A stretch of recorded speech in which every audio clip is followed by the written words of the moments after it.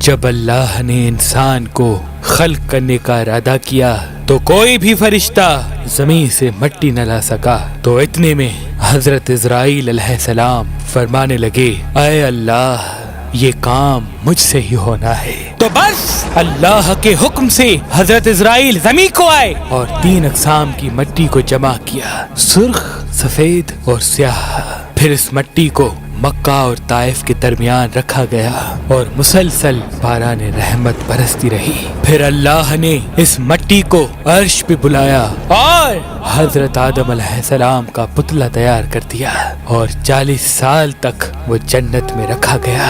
ہر فرشتہ اس مجسمے کو دیکھتا کہ یہ مٹی کا بنا ہوا پتلا کیسے چلے گا، کیسے بات کرے گا، کیسے زندہ ہوگا۔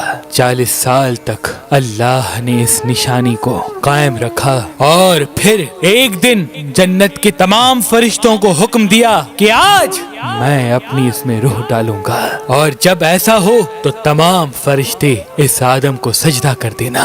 سب فرشتے حیرت سے پتلے کو دیکھ ہی رہے تھے، اتنے میں اللہ نے اس مٹی کے مجسمے میں اپنی روح ڈالی تو آدم علیہ السلام نے چھینک لی اور تمام فرشتے سجدے میں گر کے اللہ کی تعریف کرنے لگے سوائے ابلیس کے، اور وہ تکبر اور حسد کر بیٹھا۔ اللہ نے اسے اپنی دربار سے نکال دیا۔ پھر اللہ نے حضرت آدم سے بی بی حوا کو پیدا کیا اور ان کی جنت میں کی گئی غلطی کے سبب ان کو زمین پہ بھیج دیا، اور یہ حکم نافذ کیا کہ اب جنت میں وہی آئے گا جو یہ ثابت کرے کہ وہ ہمارا فرما بردار ہے۔ اور یوں انسانوں کے لیے دنیا میں امتحانات کو رکھا گیا تاکہ ہر انسان امتحان دے کر اللہ کو راضی کر کے جنت تک پہنچ سکے۔ تاریخ نے لکھا جب آدم و بی بی حوا زمین کو آئے تو 200 سال تک ایک دوسرے سے جدا رہے اور اللہ سے معافی مانگتے رہے۔ بالآخر اللہ نے ان کی توبہ قبول کی۔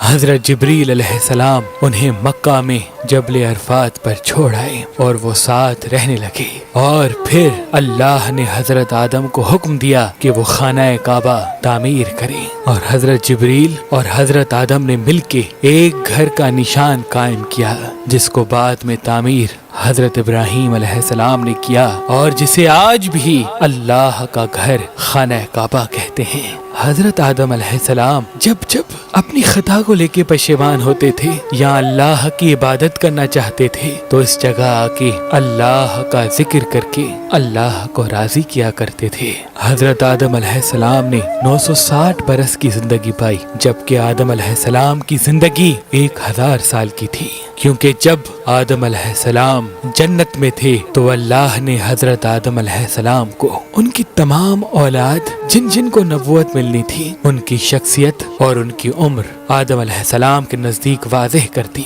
آپ نے جب حضرت داؤد علیہ السلام کی عمر کو 60 سال تک دیکھا تو اللہ سے کہنے لگے، اے اللہ میری عمر کے 40 سال میرے پوتے داؤد کو دے دے۔ تو یوں آپ کی دعا قبول ہو گئی۔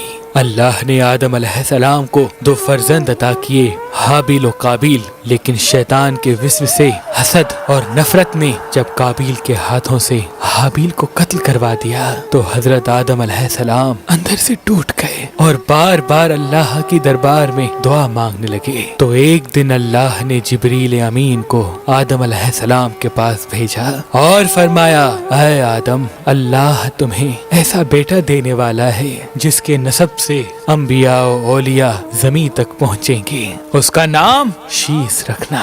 شیس کا مطلب ہے اللہ کا عطا کیا گیا تحفہ۔ اور یوں اللہ نے آدم کی نسل کو زمین پہ پھیلا دیا۔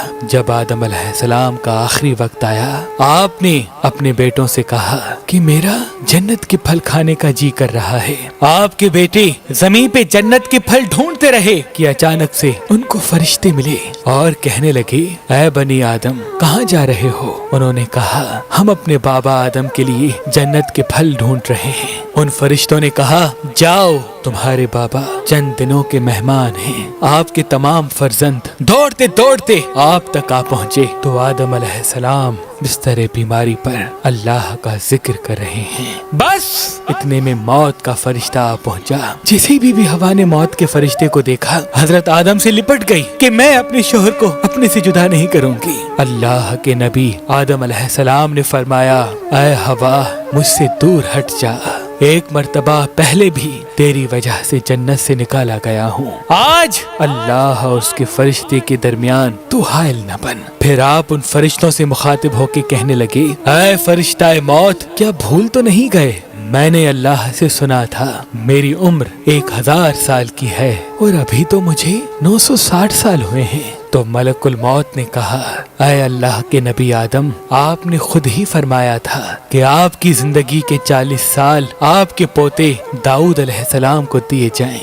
بس آدم علیہ السلام کی روح قبض کی گئی. آپ کو غسل فرشتوں نے دیا اور جنت کی خوشبو آپ کے جسم مبارک کو لگائی گئی. پھر آپ کی جنازہ نماز فرشتوں نے حضرت جبرائیل علیہ السلام کے پیچھے ادا کی اور زمین کھود کر آپ کی تدفین کی. اور تمام انسانوں کے نزدیک اللہ کا یہ حکم نافذ کیا کہ جب بھی کسی کا انتقال ہو تو ان کے جسم کو ایسے ہی تدفین کرنا. آج بھی ان فرشتوں کی سنت پہ اہل ایمان عمل کر کے اپنے بزرگوں کی تدفین کرتے ہیں. آپ کی قبر مبارک کی جگہ کو لے کے اختلافات ہیں. کچھ مورخین کے نزدیک آپ کی جائے تدفین سری لنکا تو کچھ کے نزدیک جبل ابی قبیس تو کچھ کے نزدیک عراق اور کچھ کے نزدیک مسجد خریف کے صحن یا اندر. بعض روایتوں میں یہ بھی ہے کہ جب حضرت آدم علیہ السلام کا روح قبض کرنے کے لیے فرشتہ موت آ پہنچا تو آپ نے اپنے بیٹے جس کو آپ نے اپنا جانشین بنایا تھا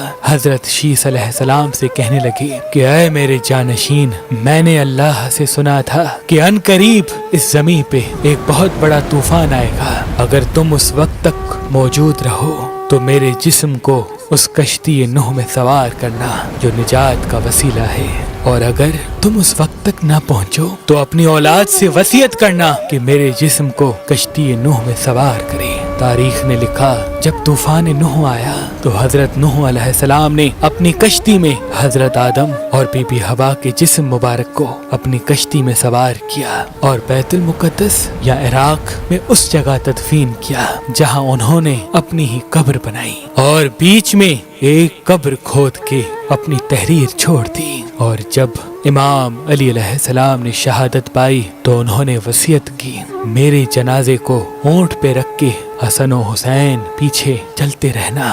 جہاں اونٹ رکے گا وہاں ایک چمکیلا پتھر ہوگا، اس کو ہٹانا تو میری قبر بنی ہوگی. جب امام حسن و حسین اس جگہ پہنچے جہاں اونٹ رکا، اس چمکیلے پتھر کو ہٹایا تو ایک طرف حضرت آدم علیہ السلام کی قبر بنی تھی، دوسرے طرف حضرت نوح علیہ السلام کی قبر بنی تھی اور بیچ میں ایک قبر کھدی ہوئی تھی اور اس میں تحریر تھا کہ یہ قبر نوح علیہ السلام نے اپنے ہاتھوں سے وقت کے امام اور رسول اللہ کے وصی علی ابن ابی طالب علیہ السلام کے لیے بنائی ہے.